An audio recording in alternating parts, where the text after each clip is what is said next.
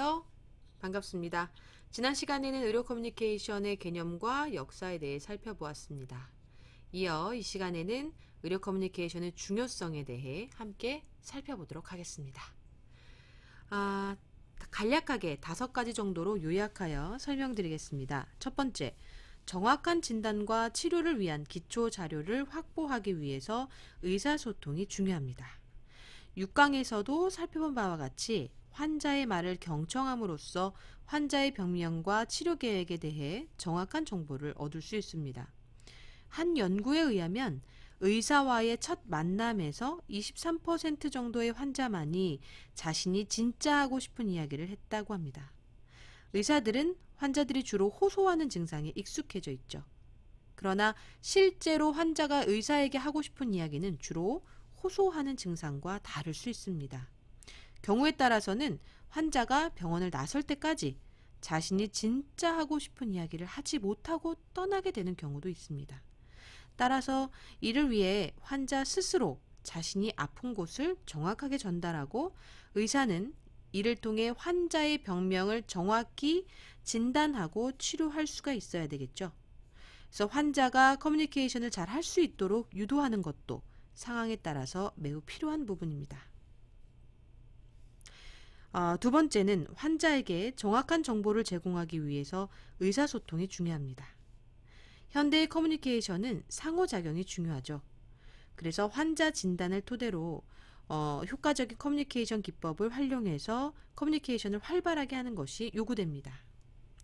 세 번째는 환자와의 라포 형성 및 환자와의 협조 관계를 증진하기 위해서 의사소통이 중요합니다.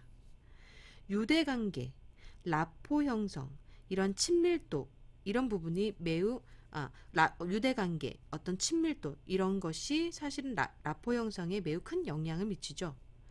라포라는 것이 어떤 사건이 있어야만 형성되는 것이 아니라 대화를 통한 공감을 통해서도 충분히 형성될 수 있기 때문에 환자와의 협조 관계가 구축되면 치료 과정 전반에 걸쳐서 보다 피드백도 선명하게 받을 수 있습니다.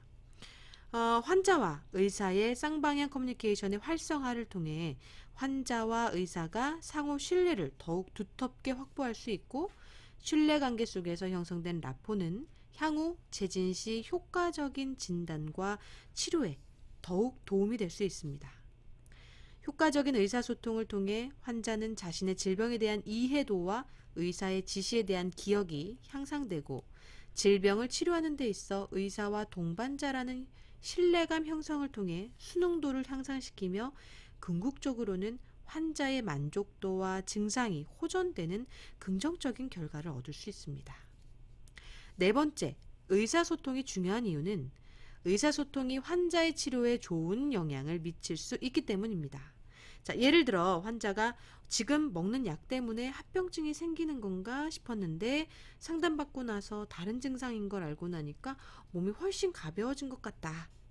처방해 주신 약이 저하고 너무 잘 맞는 것 같다. 이런 경우 치료 성과로 연결되는 예로서 어떤 커뮤니케이션이 환자 치료에 작용하는 큰 역할을 이해할 수 있는 예가 될 수 있겠죠. 그리고 마지막으로 활발한 의사소통은 환자와 병원 간의 상호 만족도를 증진시키는 데 도움이 됩니다.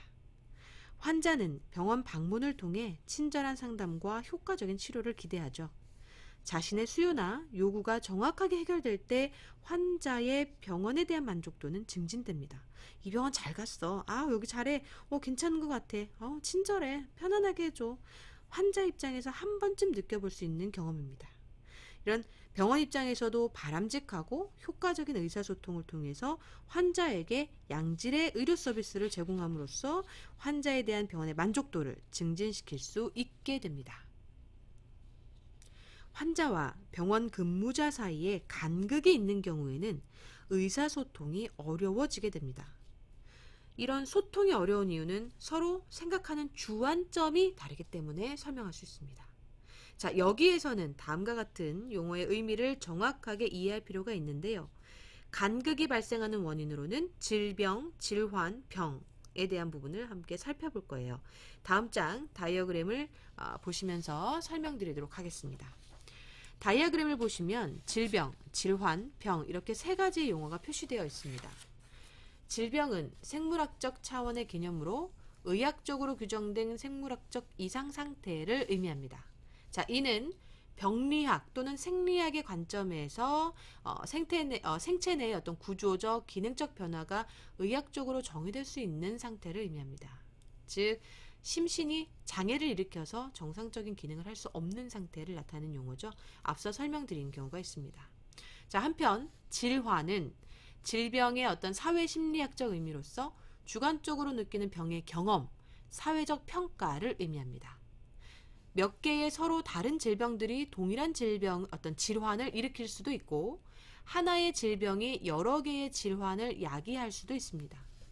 자, 평소 장염을 자주 앓고 있는 환자가 소화가 잘 안 된다거나 배가 콕콕 찌르듯이 아프거나 이래서 통증을 느낄 때 장염 때문인가?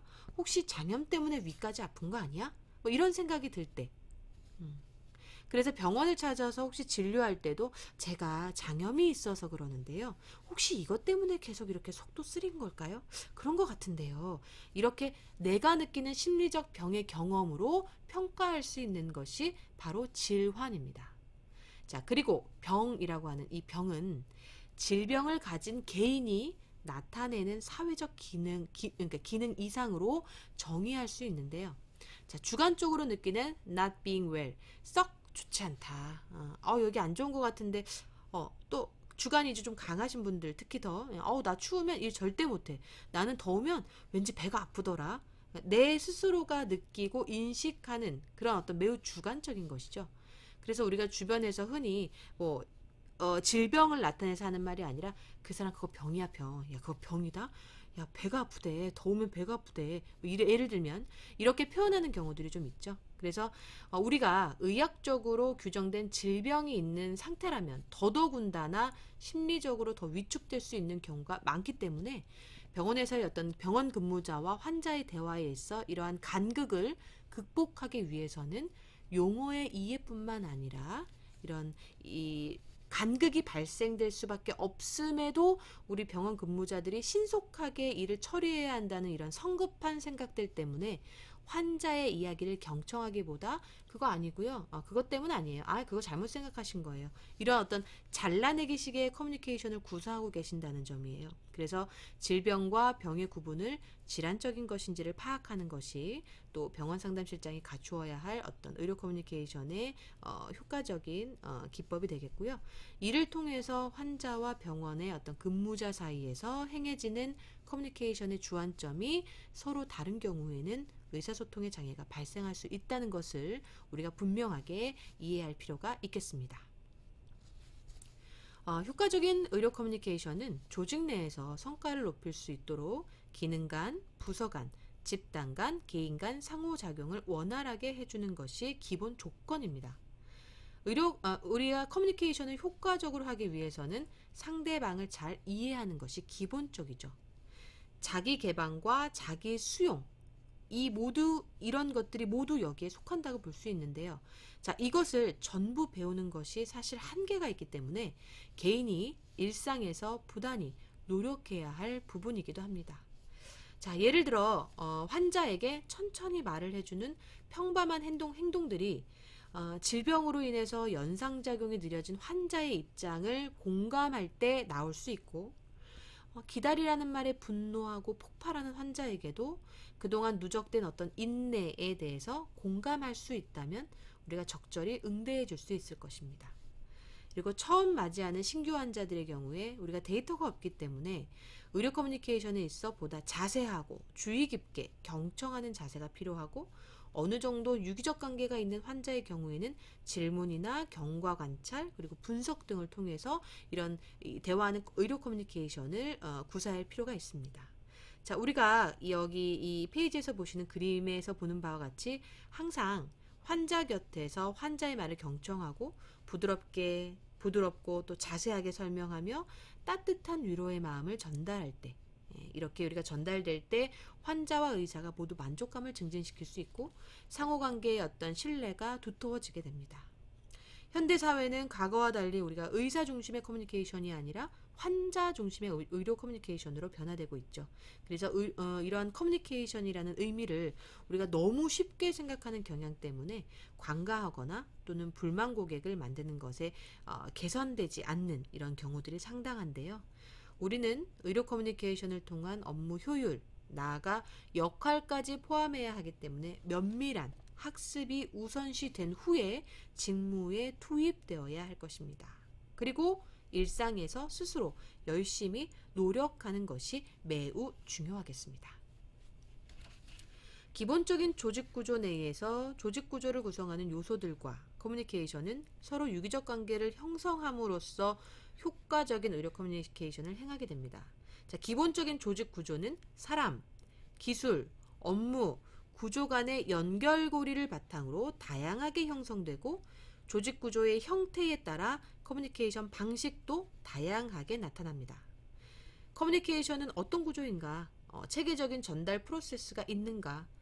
우리가 전달되는 내용이 어떤 획일적인가? 이러한 조직이 잘 명확하게 구성되어야만 우리가 불규칙적이거나 해석의 오류가 최소화될 수 있겠죠. 예를 들면 병원 경영자가 있을 것이고 의료진이 있고 의료 지원팀이 있고 원무과가 있고 여러 어떤 그 진료에 관련된 이 다양한 조직 구조가 있는데 우리가 환자 상담을 원활하게 이루어지기 위해서 우리가 의료 서비스 팀을 따로 배치할 것인가 아니면 어떤 원무팀에서 함께 관리를 할 것인가 이와 같은 어떤 문제들이 커뮤니케이션의 작용 원리에 큰 장애가 될 수도 있겠죠. 그래서 환자의 상담 내용이 의료진에게 정확히 전달될 수 있는가에 관해 구조적 측면, 업무 분장의 명확성 등을 우리가 체크해야 할 매우 중요한 부분이 발생됩니다. 그래서 이거 누구한테 물어봐야 돼? 이거 어느 팀에서 확인할 수 있는 거지?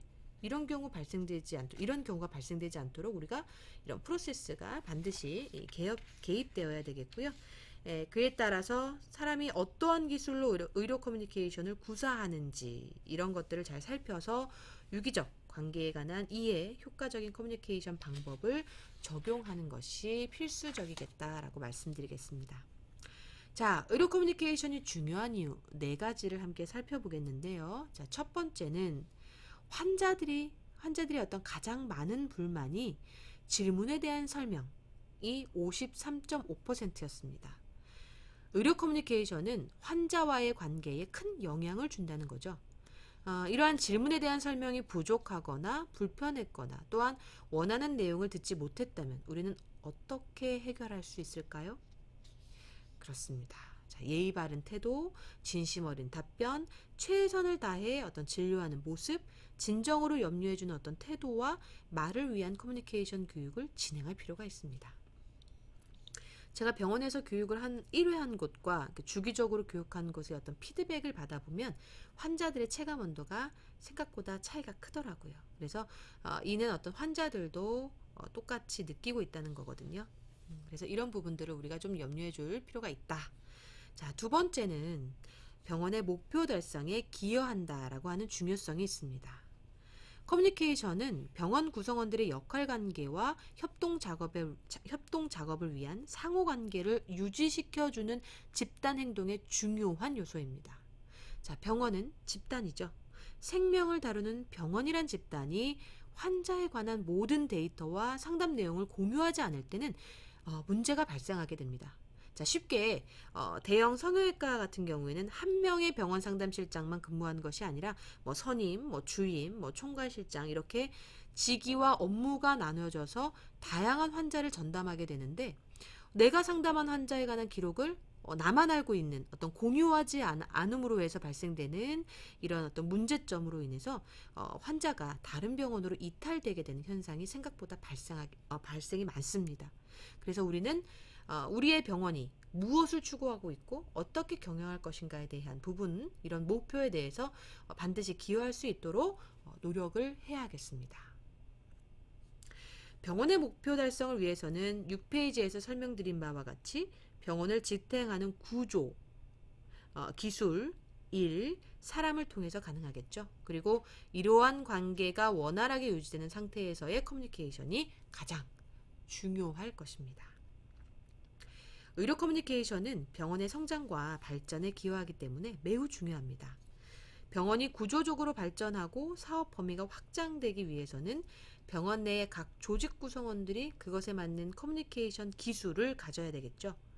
우리 병원의 규모는 적지가 않은데 근무자들의 숙련도가 낮거나 전문성이 결여된 느낌을 주는 경우에 대부분의 많은 사람들이 여기는 일하는 사람들이 별로야. 병원이 관리를 잘 못하나? 뭐 이런 환자들의 경험담들을 살펴봤을 때 우리가 어떻게 무엇을 고민해야 되느냐?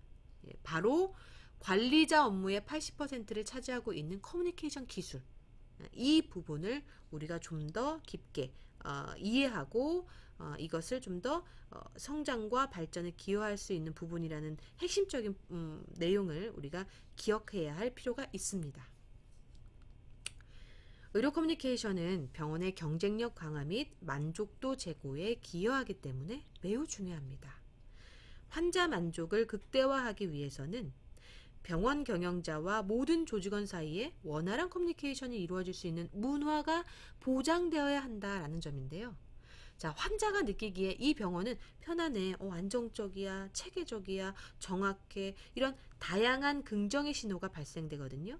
이런 피드백이 가능하다라고 하는 것은 병원의 문화가 정착되어 있기 때문에 가능한 것입니다. 내가 모른다고 말하면 혼나겠지? 내가 다 안다고 우선 환자한테 말해야 되나? 이걸 어떡하지? 대충 돌려 말할까? 내가 말해봤자 우리 병원 달라지지 않을 거야. 이러한 이 조직 구성원들의 심리에 부정적인 부분이 앞서게 되면 병원의 만족도는 내부 고객이 표현하는 상태를 외부 고객인 환자가 그대로 느낄 수 있기 때문에 당연히 떨어지게 되는 거죠. 그렇다면 병원의 경쟁력도 떨어지는 것은 당연한 결과가 될 것입니다. 따라서 병원 구성원 모두가 창의적이고 정확하게 그리고 내부 외부 고객과 커뮤니케이션을 수행할 수 있는 능력을 우리가 보유해야만 지속적인 발전이 가능하다라고 말씀드릴 수 있겠습니다.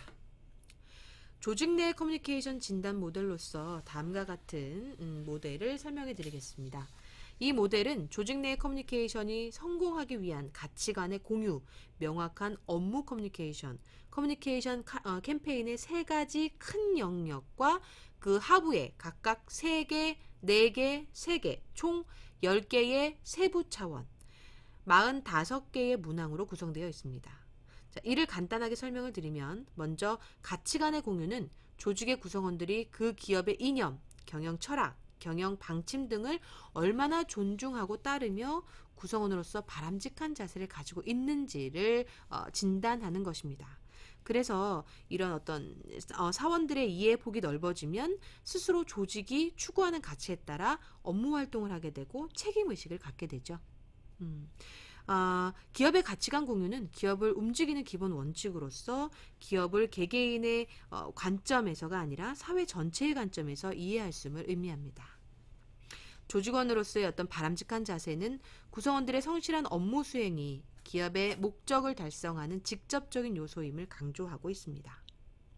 자, 두 번째, 명확한 업무 커뮤니케이션을 위해서는 개개인의 커뮤니케이션 능력이 기본적으로 뒷받침되어야 하고 적절한 채널을 사용해서 구성원들이 업무와 역할에 대해 정확히 인식함으로써 책임의식을 갖고 업무 수행을 보다 효율적으로 정확하게 할 수 있도록 하는 것입니다. 우리가 특히 기업 차원에서 기획하고 수행하는 어떤 실천 전략을 세움으로써 세부적으로는 사내의 어떤 커뮤니케이션의 중요성을 인식하고 이를 활성화시킬 수 있는 여건, 특히 예산이 잘 갖추어져 있는지를 진단하고 효과적인 캠페인 수행과 시스템을 마련해서 장기적인 계획을 가지고 우리가 관리하는 것, 그리고 제도적으로 잘 갖추어지고 있어야 하는 것, 커뮤니케이션 평가를 위해서 인사고과 등 어떤 조직 내의 평가 시스템에 제도적으로 잘 갖추어져 있어야 되는 것, 이러한 어떤 관리적인 부분들이 우리가 필요하겠습니다. 자, 오늘 굉장히 중요한 내용을 학습했고요. 다음 이 시간에는 8강 의료 조직 내의 커뮤니케이션 목적에 관해 살펴보도록 하겠습니다. 수고하셨습니다.